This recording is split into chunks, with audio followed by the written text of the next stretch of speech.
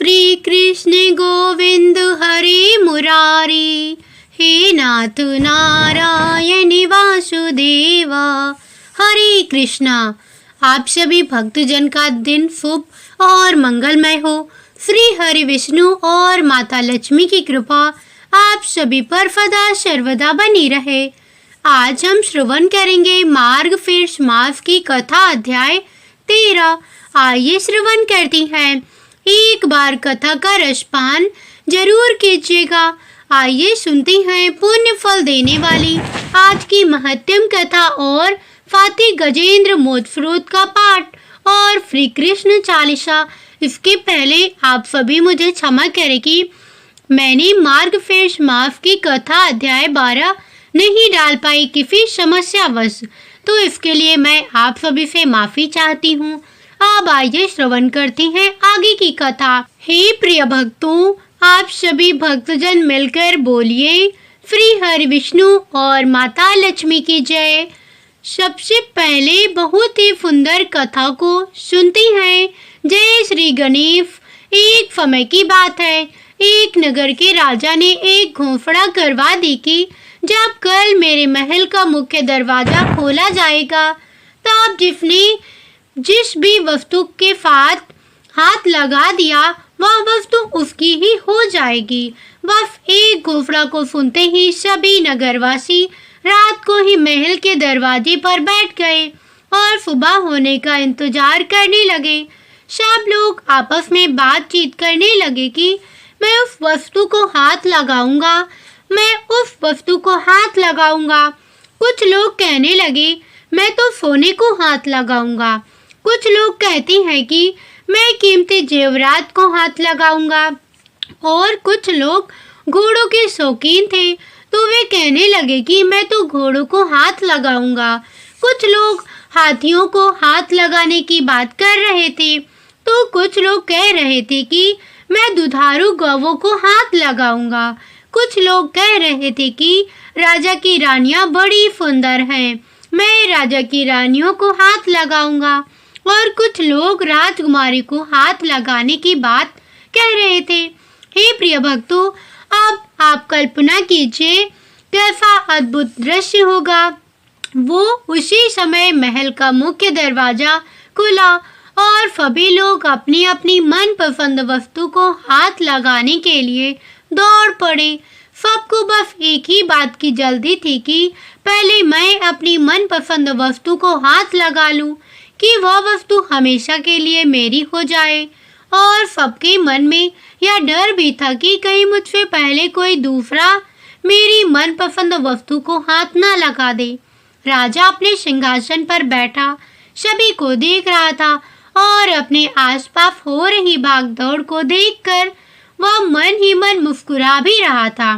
कोई किसी वस्तु को हाथ लगा रहा था, तो कोई किसी और वस्तु को। उसी समय उसी भीड़ में एक छोटी सी लड़की आई और राजा की तरफ बढ़ने लगी। राजा उस लड़की को देखकर सोच में पड़ गया और फिर सोचा कि यह लड़की बहुत ही छोटी है, शायद यह मुझसे कुछ पूछने आ रही है। वह लड़की धीरे धीरे चलती हुई राजा के पास पहुंची और उसने अपने नन्हे हाथों से राजा को हाथ लगा दिया। राजा को हाथ लगाते ही राजा उस लड़की का हो गया और राजा की प्रत्येक वस्तु भी उस लड़की की हो गई।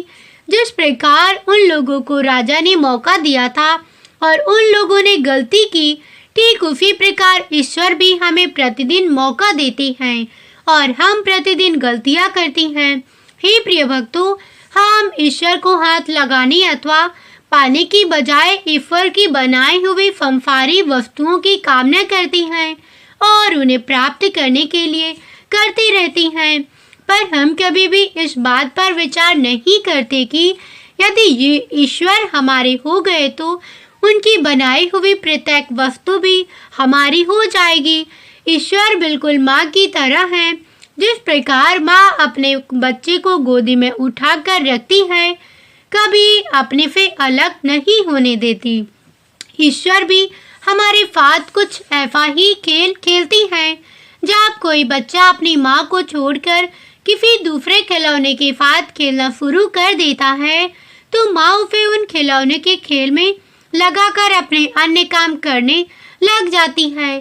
ठीक इसी प्रकार जब हम ईश्वर को भूलकर ईश्वर की बनाई हुई वस्तुओं के साथ खेलना शुरू कर देती हैं तो ईश्वर भी हमें उस माया में उलझाकर हमसे दूर चली जाती हैं। पर कुछ बुद्धिमान मनुष्य ईश्वर की माया में न उलझकर ईश्वर में ही रमण करती हैं और उस परम तत्व में मिल जाती हैं। फिर उनमें और ईश्वर में कोई भी भेद नहीं रहता। हे कृष्णा, उम्मीद करती हूँ हरे कृष्णा, उम्मीद करती हूँ आज की ये कहानी आपको पसंद आई होगी। अब आइए सुनते हैं आज की महत्तम कथा। ओम नमो नारायणाय। हे प्रिय भक्तों, नारद जी ने नारायण जी से पूछा, हे भगवान, गोकुल में यशोदा भवन के अंदर श्री कृष्ण को रखकर जब वसुदेव जी ने अपने घर को प्रस्थान किया तब नंद राय जी ने अपने घर को प्रस्थान तब नंद राय जी ने किस प्रकार पुत्र उत्साह आप उनकी बाल क्रीड़ा का क्रमशः वर्णन कीजिए। पूर्व काल में गोलोक में श्री राधा रानी के साथ भगवान ने जो प्रतिज्ञा की थी, वृंदावन में उस प्रतिज्ञा का निर्वाह उन्होंने किस प्रकार किया। प्रभु उस समय भूतल पर वृंदावन का स्वरूप कैसा था, उनका रास मंडल कैसा था, यह सब मुझे बताइए। रास क्रीड़ा और जल क्रीड़ा का विस्तार पूर्वक वर्णन कीजिए। नंद ने कौन सी तपस्या की थी, यशोदा और रोहिणी ने कौन सा तप किया था, श्री हरि से पहले हलधर का जन्म कहाँ हुआ था। श्री हरि का अपूर्व आख्यान अमृत खंड के समान माना गया है। हे प्रभु, विशेषता कवि के मुख में श्री हरि चरित्रमय काव्य पद पर नूतन प्रतीत होता है। हे प्रभु, आपने ही यह वर्णन किया है कि आप दोनों नर और नारायण श्री हरि के चरणों में विलीन हो गए थे। उनमें भी आप ही साक्षात गोलोक के अंश हैं, इसीलिए उनमें समान ही महान है। इसीलिए श्री कृष्ण लीलाएं आपके प्रत्यक्ष अनुभव में आई हुई हैं, इसीलिए आप उनका वर्णन कीजिए। नारायण बोले, हे नारद, ब्रह्मा, शिव, शेष, गणेश, कुर्म, धर्म, मैं नर तथा कार्तिकेय या 9 श्री कृष्ण के अंश हैं। अहो, उन गोलोकनाथ की महिमा का कौन वर्णन कर सकता है, जिन्हें स्वयं हम भी नहीं जानते और ना वेद ही जानती हैं। फिर दूसरे विद्वान क्या जान सकती हैं। शुक्र, वामन, कल्कि, बुध, कपिल और मत यह भी श्री कृष्ण के अंश हैं तथा अन्य कितने ही अवतार हैं जो श्री कृष्ण की कला मात्र हैं। हे देव ऋषि नारद, मैं तुमसे यशोदा, नंद और रोहिणी के तप का वर्णन करता हूँ। सुनो, जिसके कारण उन्होंने श्री हरि का मुँह देखा था। वो में श्रेष्ठ तपोवन द्रोण नंद नाम से इस धरातल पर अवतरित हुए थे। उनकी पत्नी जो तपस्विनी धरा थी, वे ही सती साध्वी यशोदा हुई थी। शपों को जन्म देने वाली नाग माता कद्रुही रोहिणी बनकर भूतल पर प्रकट हुई थी। इनके जन्म और चरित्र का वर्णन करता हूँ, ध्यान पूर्वक से सुनो। एक समय की बात है, पुण्यदायक भारतवर्ष में गौतम आश्रम के पास गंधामादन पर्वत पर धरा और द्रोण ने तपस्या शुरू की। देव ऋषि नारद, उनकी तपस्या का उद्देश्य था भगवान श्री कृष्ण का दर्शन। सुप्रभा के निर्जन तट पर 100 वर्षों तक वे वसु दंपति तपस्या में लगे रहे, लेकिन उन्हें श्री हरि के दर्शन नहीं हुए। तब वे दोनों वैराग्य अग्निकुंड का निर्माण करके उसमें प्रवेश करने को तत्पर हो गए। उन दोनों को मरने के लिए उत्सुक देखकर वहां एक आकाशवाणी हुई कि हे वसु श्रेष्ठ, तुम दोनों दूसरे जन्म में भूतल पर अवतरित होकर गोकुल में अपने पुत्र के रूप में श्री हरि के दर्शन करोगे।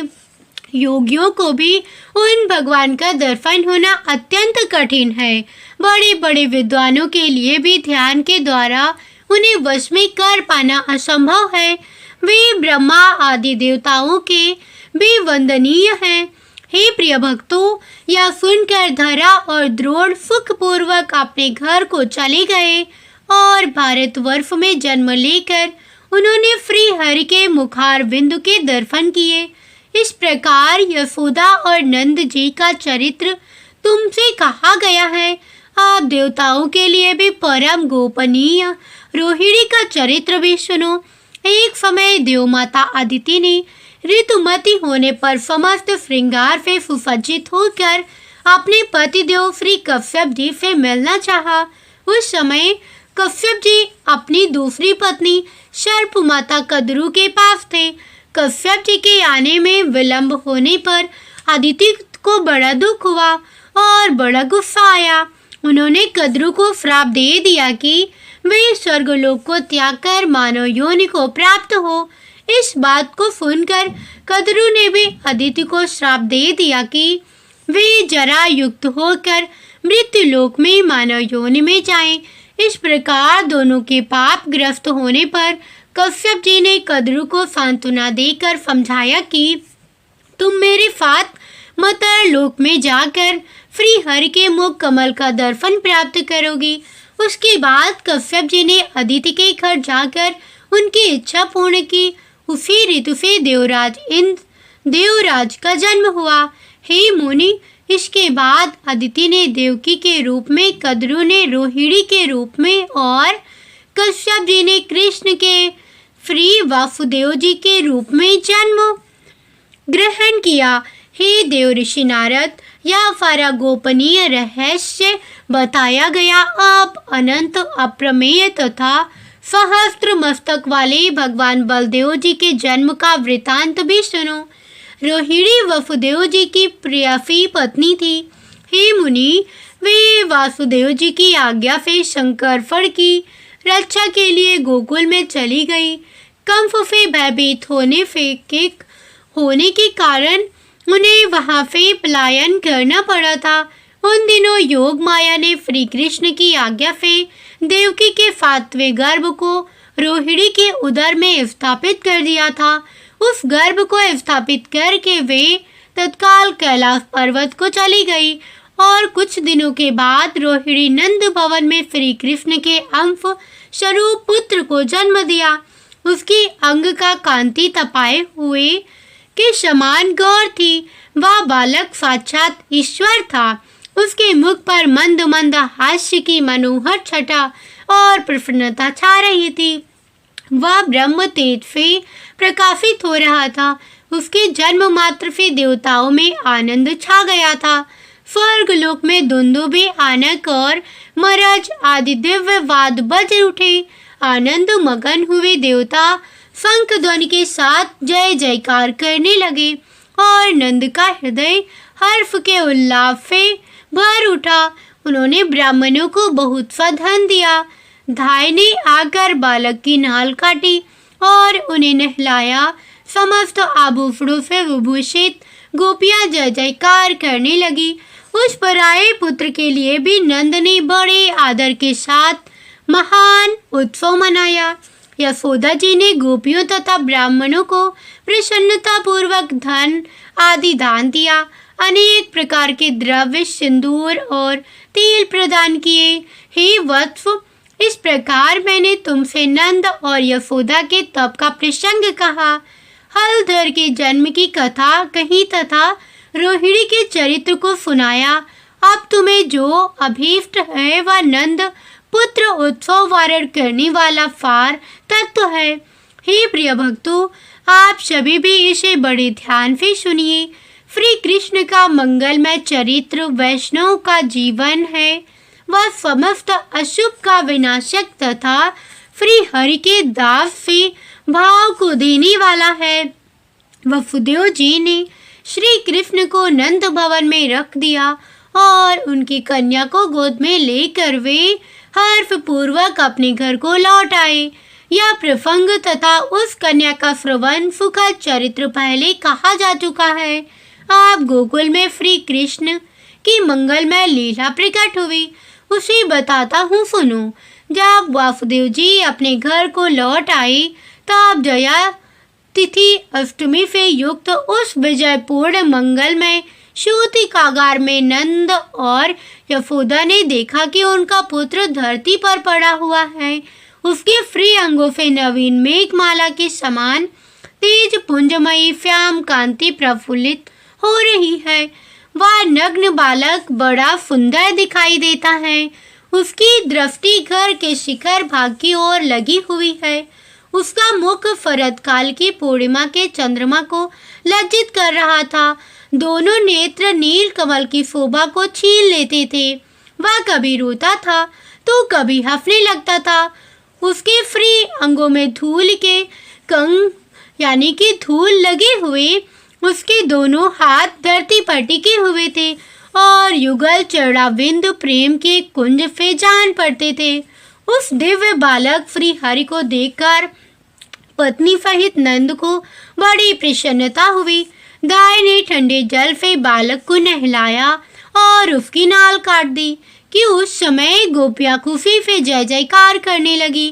ब्रज की सारी गोपियाएं, बालक, बालिका और युवतियां भी ब्राह्मण पत्नियों के साथ सूतिकागार में आई। उन सब ने आकर बालक को देखा और प्रसन्नता पूर्वक उसे खूब आशीर्वाद दिया। नंद नंदन की भूरी भूरी प्रशंसा करती हुई वे उन्हें अपनी गोद में ले लेती थी। उनमें से कितनी ही गोपियां रात में वहीं रह गई। नंद ने वस्त्र सहित स्नान करके धुली हुई धोती और चादर धारण की। फिर प्रसन्नचित होकर वे परंपरागत विधि का पालन किया। ब्राह्मणों को भोजन कराया, उनसे मंगल पाठ करवाए, अनेक प्रकार की बाजे बजवाए और बंधुजनों को धन आदि दान दिया। उसके बाद नंद ने आनंद पूर्वक ब्राह्मणों को धन दिया तथा उत्तम रत्न, मूंगे और हीरे भी आदि खुशी पूर्वक उन्हें दिए। हे देव ऋषि नारद, तिलों के साथ पर्वत, स्वर्ण के ढेर चांदी, धान्य की प्रवर्तम राशि, वस्त्र सहित मनोरम गए, दही, दूध, शक्कर, मक्खन, घी, मधु, मिठाई, लड्डू, स्वादिष्ट मोदक, सभी प्रकार की खेती से भरी पूरी भूमि, वायु के समान वेग फली, घोड़े पान और तेल, इन सब का दान करके नंद जी बड़े खुश हुए। उन्होंने सूतिकागार की रक्षा के लिए ब्राह्मणों को नियुक्त किया। मंत्र यज्ञ मनुष्य तथा बड़ी बूढ़ी गोपियों को लगाया। उन्होंने ब्राह्मणों द्वारा वेदों का पाठ करवाया, एकमात्र मंगलमय हरि नाम का कीर्तन कराया तथा देवताओं की पूजा करवाई। युवती तथा बड़ी बूढ़ी ब्राह्मणी पत्नियां बालक बालिकाओं को साथ लेकर मुस्कुराती हुई नंद भवन में आई। नंद राय जी ने उनको भी अनेक प्रकार के धन और रतन दिए। रतन में अलंकारों से विभूषित बड़ी बूढ़ी गोपियां भी मुस्कुराती हुई तीव्र गति से नंद मंदिर में आई। उन्हें बहुत से वस्त्र, चांदी और सहस्त्र सोने दिए गए। सादर अर्पित की गई। ज्योतिष शास्त्र के विशेषज्ञ, विविध ज्योतिषी जिनकी वाणी सिद्ध थी, हाथ में पुस्तक लिए नंद मंदिर में पधारे। नंद जी ने उन्हें नमस्कार करके प्रसन्नता पूर्वक उनके सामने विनय प्रकट की। उन सब ने आशीर्वाद दिए और उत्तम बालक को देखा। इस प्रकार व्रतराज नंद ने सामग्री इकट्ठी करके पुत्र उत्सव मनाया और ज्योतिषियों द्वारा शुभाशुभ भविष्य का प्रकाशन करवाया। उसके बाद वह बालक नंद भवन में शुक्ल पक्ष के चंद्रमा की भांति दिनों दिन बढ़ने लगा। श्री कृष्ण और हलधर दोनों ही माता के स्तनपान करती थी। हे मुनि, वह आनंद के पुत्रों सौम्य प्रसन्न हुई। रोहिणी देवी ने आई हुई स्त्रियों को प्रसन्नता पूर्वक तेल, सिंदूर और तांबूल प्रदान किए। वे सब बालक के सिर पर आशीर्वाद देकर अपने अपने घर को चली गई। केवल यशोदा, रोहिणी और नंद यहीं उस घर में हर्ष पूर्वक रह रहे। आगे भगवान नारायण कहते हैं कि हे देव ऋषि नारद, इस दिन राजसभा में सिंहासन पर बैठे हुए कंस को बड़ी मधुर आकाशवाणी सुनाई दी। आकाशवाणी बोली, ओ महामूर्ख नरेश, क्या कर रहा है? अपने कल्याण का उपाय सोच। तेरा काल धरती पर उत्पन्न हो चुका है। वसुदेव ने माया से तेरे शत्रुभूत बालक को नंद के हाथ में दे दिया और उनकी कन्या लाकर तुझे सौंप दी। यह कन्या माया का अंश है और वह वसुदेव के पुत्र के रूप में साक्षात श्रीहरि द्वारा अवतरित हुई है। वे ही तेरे प्राण हंसा है। इस समय गोकुल के नंद मंदिर में उनका पालन पोषण हो रहा है। देवकी का 7वां गर्भ भी स्खलित या मृत नहीं हुआ था। योग माया ने उस गर्भ को रोहिणी के उदर में स्थापित कर दिया। उस गर्भ से शिव के अंशभूत महाबली बलदेव जी प्रकट हुए। श्री कृष्ण और बलभद्र दोनों तेरे काल हैं और इस समय गोकुल के नंद भवन में पल रहे हैं। हे प्रिय भक्तों, वह आकाशवाणी सुनकर राजा कंस का मस्तक झुक गया। उसे अचानक बड़ी भारी चिंता प्राप्त हुई। उसने अनमने होकर आहार को भी त्याग दिया और प्राणों से भी बढ़कर प्यारी बहन सती साध्वी पूतना को बुलाकर उस नीतिज्ञ नरेश से भरी सभा में इस प्रकार कहा, हे पूतने, मेरे कार्य की सिद्धि के लिए गोकुल के नंद मंदिर में जाओ और अपने एक स्तन को विष से ओत-प्रोत करके शीघ्र नंद के नवजात शिशु के मुंह में दे दो। हे वत्स, तुम मन के समान वेग से चलने वाली माया शास्त्र में निपुण और योगिनी हो।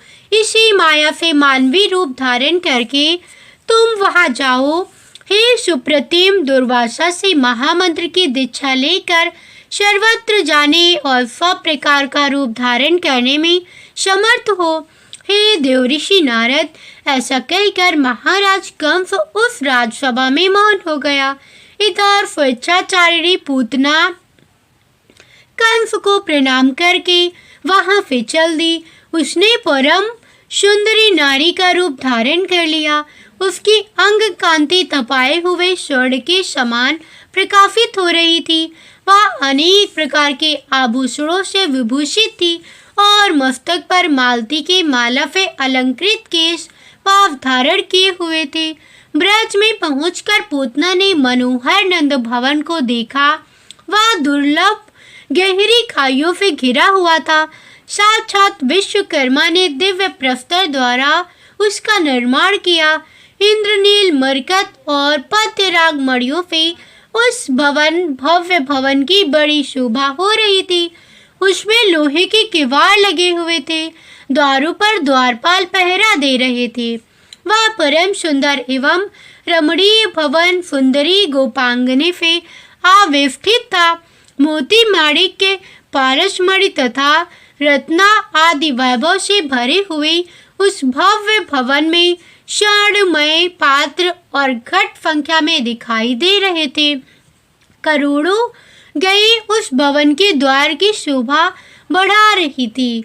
लाखों ऐसे गोप किंकनर वहां विद्यमान थे जिनका भरण पोषण नंद भवन से ही होता था। विभिन्न कार्यों में लगी हुई सहस्त्र दासियां उस भवन की शोभा बढ़ा रही थी। सुंदरी पूतना ने अत्यंत मनोहर वेश धारण करके मंद मंद मुस्कान की छटा बिखेरते हुए नंद मंदिर में प्रवेश किया।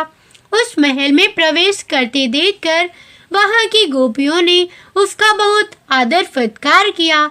वे गोपियां सोचने लगी, यह कमल नयन लक्ष्मी अथवा साक्षात दुर्गा ही तो नहीं है जो साक्षात श्री कृष्ण का दर्शन करने के लिए यहाँ पधारी हैं।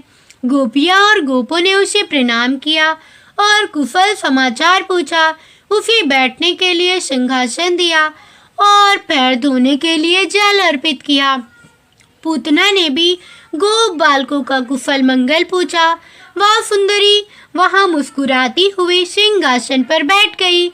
उसने बड़े आदर के साथ गोपियों को दिया हुआ पाद जल ग्रहण किया, यानी कि जलपान ग्रहण किया तब सब गोपियों ने पूछा, हे स्वामिनी, तुम कौन हो? इस समय तुम्हारा निवास कहाँ है और तुम्हारा नाम क्या है और यहाँ पधारने का तुम्हारा प्रयोजन क्या है? यह सब बताओ। उन गोपियों का यह वचन सुनकर वह भी मनोहर वाणी में यह सब बताओ। उन गोपियों ने उस पूतना से पूछा। उन गोपियों का यह वचन सुनकर वह भी मनोहर वाणी में बोली, मैं मथुरा की रहने वाली गोपी हूँ।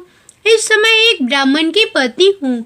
मैं संदेश वाहक के मुख से यह मंगल सूचक संवाद सुना कि वृद्धावस्था में नंदराय जी के यहाँ महान पुत्र का जन्म हुआ है, और यह सुनकर मैं उस पुत्र को देखने और उसे अभीष्ट आशीर्वाद देने के लिए यहाँ आई हूँ।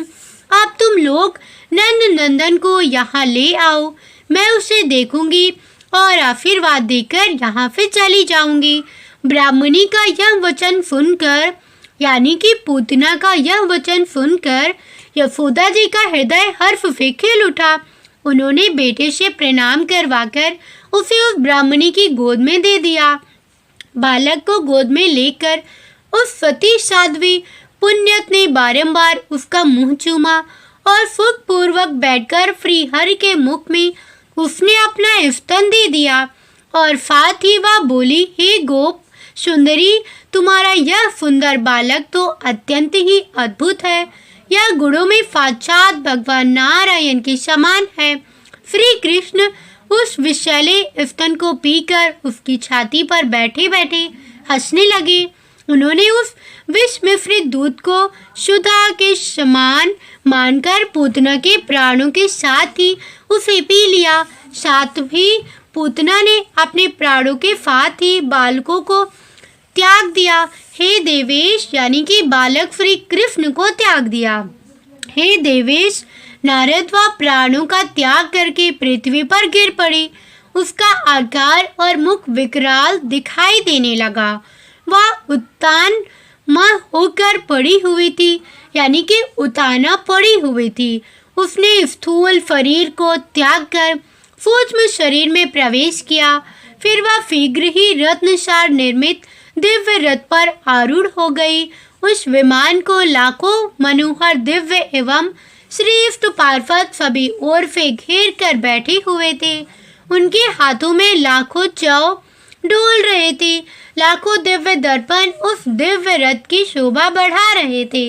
अग्नि शुद्ध सूक्ष्म दिव्य वस्त्र से उस श्रेष्ठ विमान को सजाया गया था। उसमें अनेक प्रकार के चित्र विचित्र मनोहर स्तन में, मनोहर रतन में कलश शोभा दे रहे थे। उस रथ में 100 पहिए लगे थे। वह सुंदर विमान रत्नों के तेज से प्रकाशित हो रहा था। पूर्वोदय पर बिठाकर उसे उत्तम गोलोक धाम में ले गए। नारायण जी बोले, हे देव ऋषि नारद, उस अद्भुत दृश्य को देखकर गोप और गोपियां आश्चर्यचकित हो गए। कंस भी वह सारा समाचार सुनकर बड़ा विस्मित हुआ। हे मुनि, यशोदा मैया बालक को गोद में उठाकर उसे स्तन पिलाने लगी।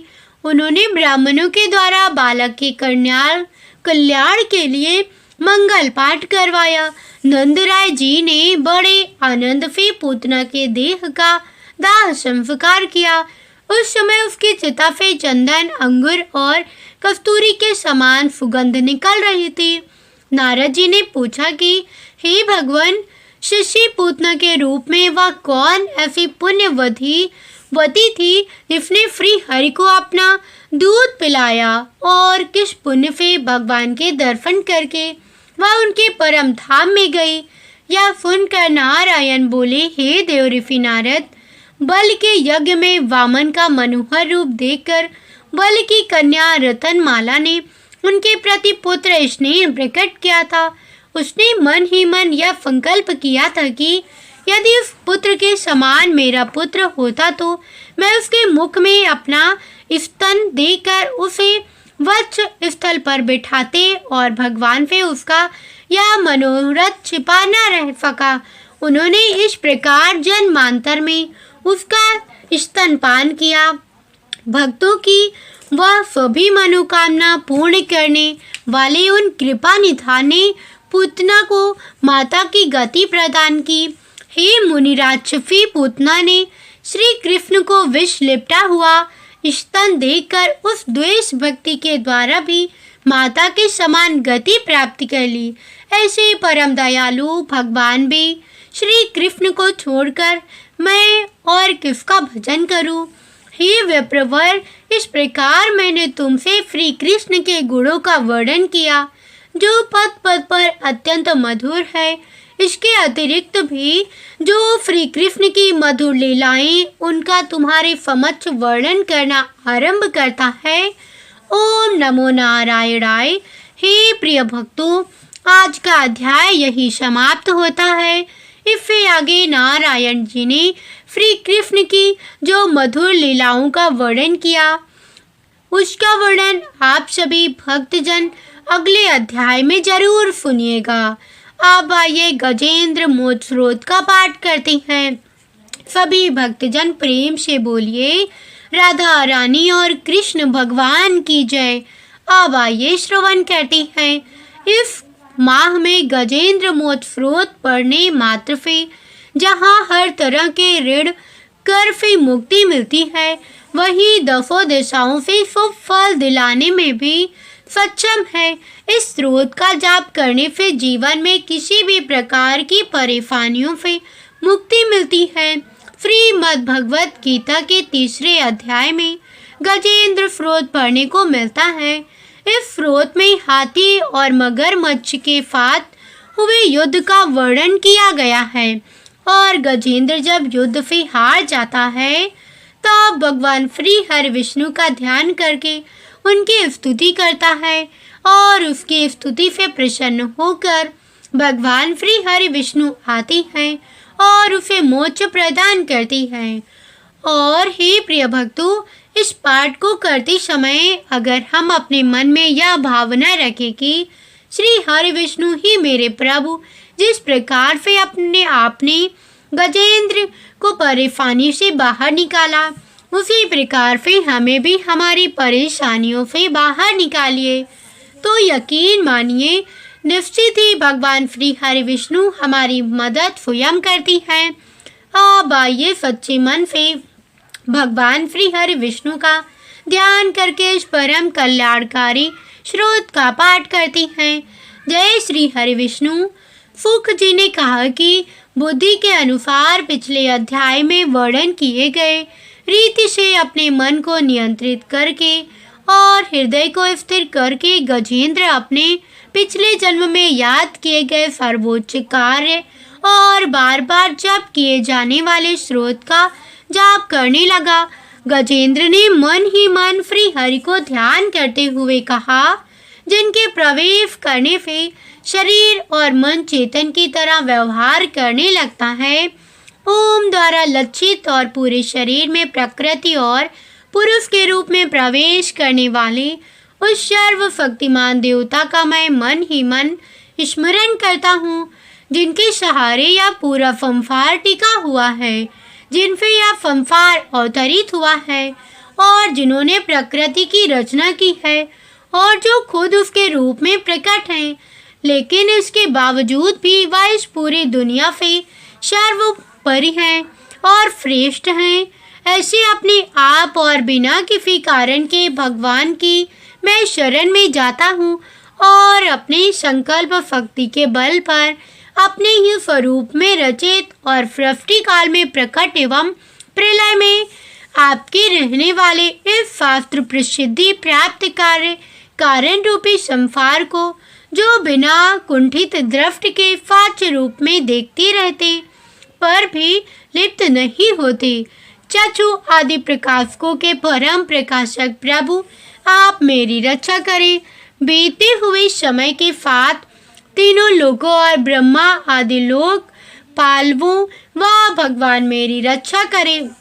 विभिन्न नाट्य रूपों में अभिनय करने वाले और उस अभिनेता के वास्तविक स्वरूप को जिस प्रकार से साधारण लोग भी नहीं जान पाते, उसी तरह से सत्व प्रधान देवता और महर्षि भी जिनके स्वरूप को नहीं जान पाती, ऐसे में कोई साधारण प्राणी उनका वर्णन कैसे कर सकता है।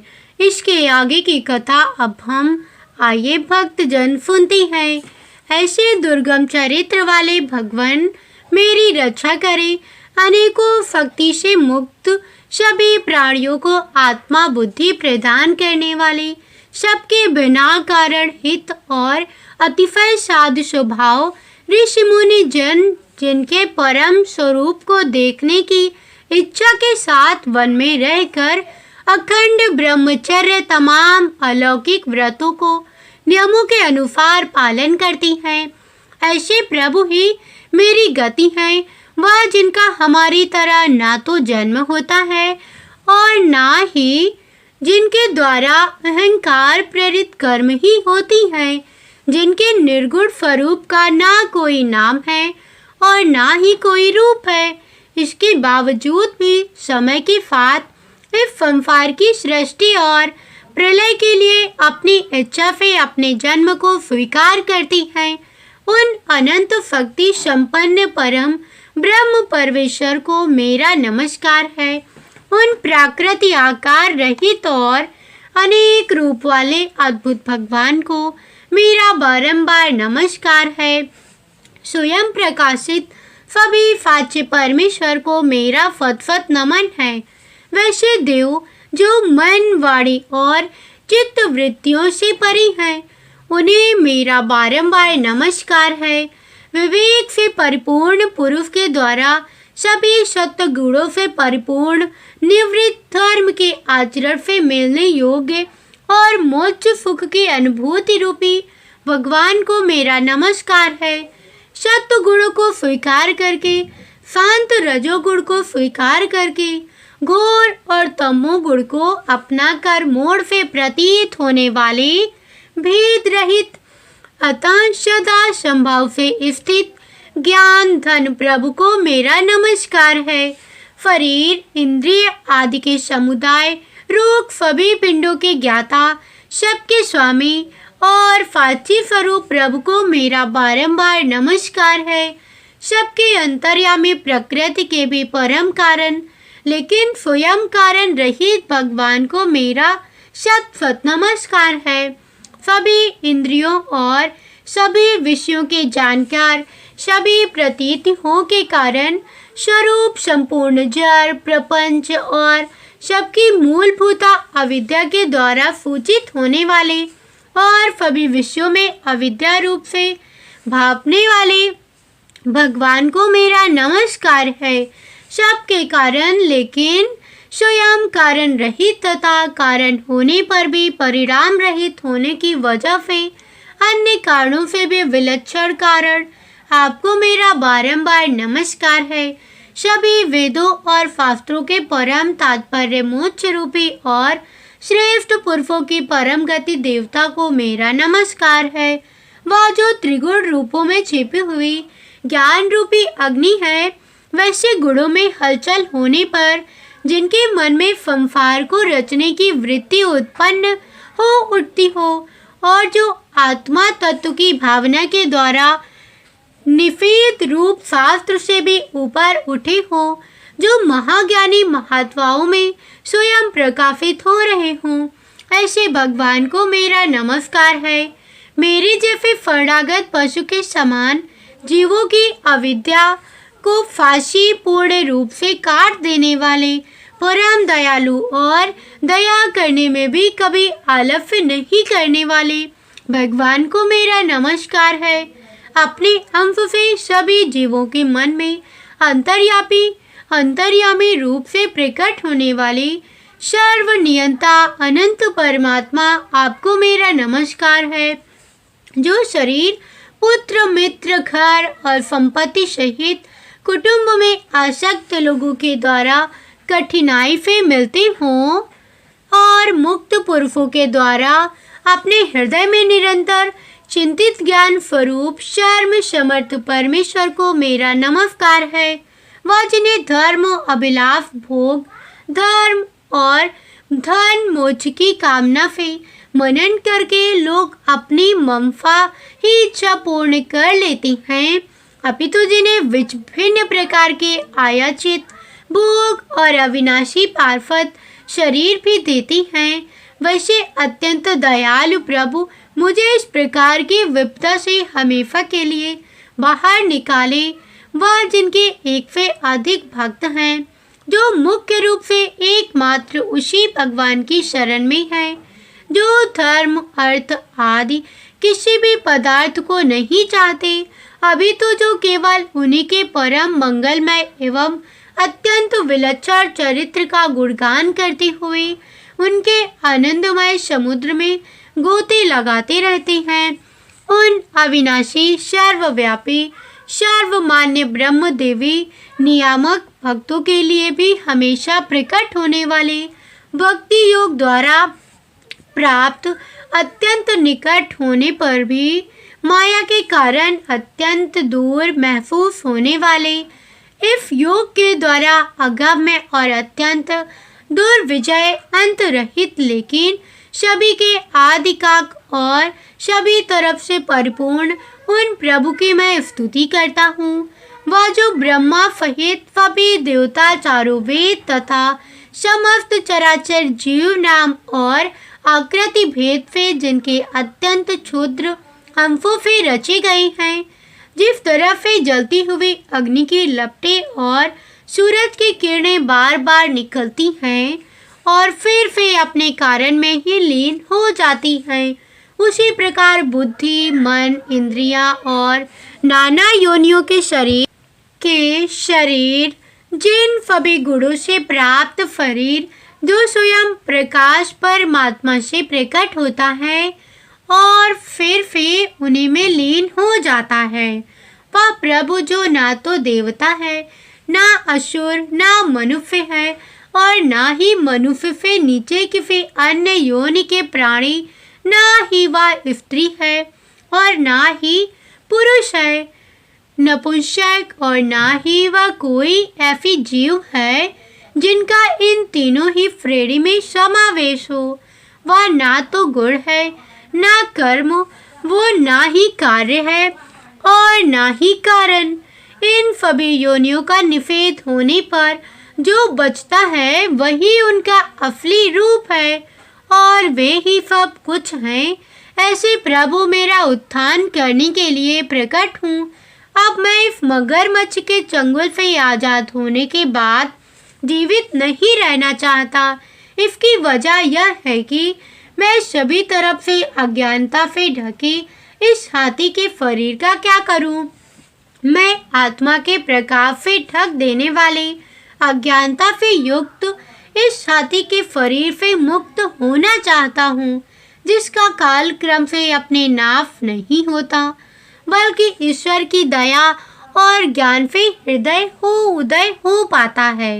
इस प्रकार से मोक्ष के लिए लालायित संसार के रचयिता स्वयं संसार के रूप में प्रकट, लेकिन संसार से परे संवाद में एक खिलौने की भांति खेलने वाले, संसार में आत्म रूप से व्याप्त अजन्मा सर्वव्यापी एवं प्राप्य वस्तुओं में सर्वश्रेष्ठ श्री हरि का केवल स्मरण करता हूँ और उनकी शरण में जाता हूँ, जिन्होंने भगवत भक्ति रूप योग के द्वारा कर्मों को जला डाला है, जिन्हें समस्त योगी ऋषि अपने योग के द्वारा अपने शुद्ध हृदय में प्रकट देखते हैं। उन योगेश्वर भगवान को मेरा नमस्कार है। वह जिनके त्रिगुण शक्तियों का राम रूप वेग और अस है, जो सभी इंद्रियों के विषय रूप में मौजूद है, वह जिनकी इंद्रियां समस्त विषयों में ही बनी रहती हैं, यानी कि बसी रहती हैं। ऐसे लोगों को जिनको मार्ग कितना भी संभव नहीं है, वैसे शरणागत एवं अपार शक्तिशाली वाले भगवान आपको मेरा बारंबार नमस्कार है, जिनकी अविद्या नाम के शक्ति के कार्य रूप अहंकार से ढके हुए हैं, वह जिनके रूप को जीव समझ नहीं पाती हैं। ऐसे अपार महिमा वाले भगवान की मैं शरण लेता हूँ। हे प्रिय भक्तों, श्री सुखदेव जी कहते हैं कि वह जिसने पूर्व प्रकार से भगवान के भेद रहित सभी निराकार रूप का वर्णन किया था, उस गजराज के करीब जब ब्रह्मा आदि अन्य कोई भी देवता नहीं आए, जो विभिन्न प्रकार के विशेष विग्रह को ही अपना मानती हैं, ऐसे में साक्षात विष्णु जी, जो सभी के आत्मा होने के कारण सभी देवताओं के रूप हैं, तब वह वहां पर प्रकट हुए। गजराज को इस प्रकार से दुखी देखकर और उसके पढ़े गए स्तुति को सुनकर चक्रधारी प्रभु इच्छा अनुसार वेग वाले गरुड़ की पीठ पर सवार होकर सभी देवों के साथ उस स्थान पर जा पहुँचे जहाँ वह गज था। गज अर्थात हाथी। सरोवर के अंदर महाबलशाली मगरमच्छ द्वारा जकड़े और दुखी हुए हाथी के आसमान में गरुड़ की पीठ पर बैठे और हाथों में चक्र लिए भगवान श्री हरि विष्णु को आते हुए देखकर तो वह अपने फूल में पहले से ही उनकी पूजा के लिए फूल कमल के पुष्प श्री हरि पर बरसाते हुए कहने लगा, सर्व पूज्य भगवान श्री हरि नारायण, आपको मेरा प्रणाम है। सर्व भगवान पूज्य श्री हरि उतर कर सरोवर में उतर आए और वह दया से प्रेरित होकर ग्राह सहित उस गज को तुरंत ही सरोवर से बाहर निकाल लिए और देवताओं के देखते ही देखते अपने चक्र से मगरमच्छ के गर्दन को काट दिया और हाथी को जब पीड़ा से बाहर निकाल लिया तो इसी के साथ गजेंद्र मोक्षरोत हुआ, संपूर्ण हुआ। आप सभी भक्तजन प्रेम से बोलिए भगवान श्री हरि विष्णु की जय और राधा रानी की जय। अब आइए श्रवण करते हैं श्री कृष्ण चालीसा पाठ। बंसी शोभित कर मधुर नील जलत तन श्याम। अब आइए सुनते हैं श्री कृष्ण चालीसा। बंसी शोभित कर मधुर नील जलद तन श्याम, अरुण अधुर जन बिंब फल नयन कमल अभिराम। पूर्ण इंद्र अरविंद मुख पीतांबर शुभ साज, जय मन मोहन मदन छवि कृष्ण चंद महाराज। अब आइए चौपाइयाँ सुनते हैं। जय यदुनंदन जय जगवंदन, जय वसुदेव देवकी नंदन, जय यशोदा सुत नंदी दुलारे, जय प्रभु भक्तन के दृग तारे, जय नट नागर नाग नथैया कृष्ण कन्हैया धेनु चरैया। पुनि नख पर प्रभु गिरिवर धारो, आवो दीनन कष्ट निवारो। वंशी मधुर अधुर धरि तेरी, होवे पूर्ण मनोरथ मेरी। आओ हरि पुनि माखन चाखो, आज लाज भारत की राखो। गोल कपोल चिबुक अरुआड़े, मृदु मुस्कान मोहिनी डारे। रंजित रजिव नयन विशाला, मोर मुकुट वैजंती माला। कुंडल श्रवण पीत पटियाचे, कटि किंकड़ी काछन काचे। नील जलद सुंदर तनु शोहे, छवि लकी सुर नर मुनि मन मोहे।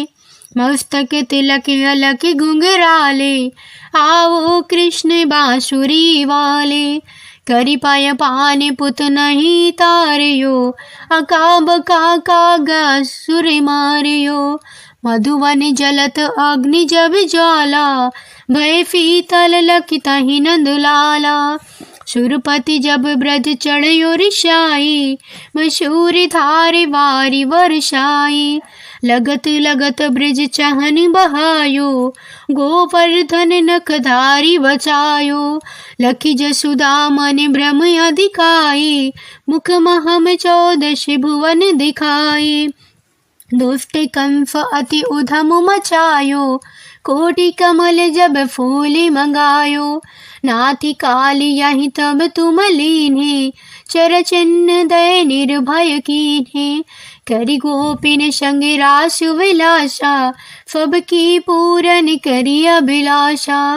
केतिक महा असुर संहार्यो, कंफहि केश पकड़ि दय मार्यो। मात पिता की बंदी छुड़ाई, उग्रसेन कह राज दिलाई। महिषे मृतक छहों फुतलायो, मातु देव की शोक मिटायो। भौमासुर मुर दैत्य संहारी, लाए फट 10 सहस्र कुमारी। दय भिन्हि तृण चीर सहारा, जरासेंधु राक्षसी कह मारा। असुर बकासुर आदि की मार्यो, भक्तन के तब कष्ट निवार्यो। दीन सुदामा के दुख टार्यो, तंदुल 3 मुठि मुख डार्यो। प्रेम के सागर विदुर घर मांगे, दुर्योधन की मेवा त्यागे। लखि प्रेम की महिमा भारी, ऐसे श्याम दीन हितकारी। भारत के पारथ रथिहा के, लिए चक्र कर नहीं बलता के। निज गीता के ज्ञान सुनाए, भक्तन हृदय सुधा वर्षाए। मीरा थी ऐसी मति वाली, विष पी गई बजा कर ताली। राणा भेजा सांप पिटारी, शालिग्राम बने बनवारी। निज माया तुम विविध दिखायो, उरते फम फै सकल मिटायो। तब शत निंदा करी तति काला, जीवन मुक्त भयो शिशुपाला। जब ही द्रौपदी टेर लगाई, दीननाथ लाज अब जाई। तुरत ही वसन बने नंद लाला, बड़े चीर भय अरि मोह काला। अश्वनाथ के नाथ कन्हैया, डूबति भंवर बचावत नैया। सुंदर दास आश उरधारी, दया दृष्टि की जय बनवारी। नाथ सकल मम कुमित निवारो, क्षमहु बेग अपराध हमारो। खोलो पाठ अब दर्पण की जय, बोलो कृष्ण कन्हैया की जय। यह चालीसा कृष्ण का, पाठ करे उरधारी। अष्ट सिद्धि नवनिधि फल, लहै पदारथ चार। जय श्री कृष्णा। आप सभी को फिर एक बार मास यानी कि मार्गशीर्ष मास की ढेर सारी शुभकामनाएं। यदि कार्तिक मास के यानी कि अगहन मास की संपूर्ण अगहन मास की कथा अध्याय 4 कैसी लगी कमेंट करके अवश्य बताइएगा। मिलती हूँ एक कैफी ही धार्मिक और रोचक कथा के साथ। तब तक के लिए जय बजरंगबली। राम राम।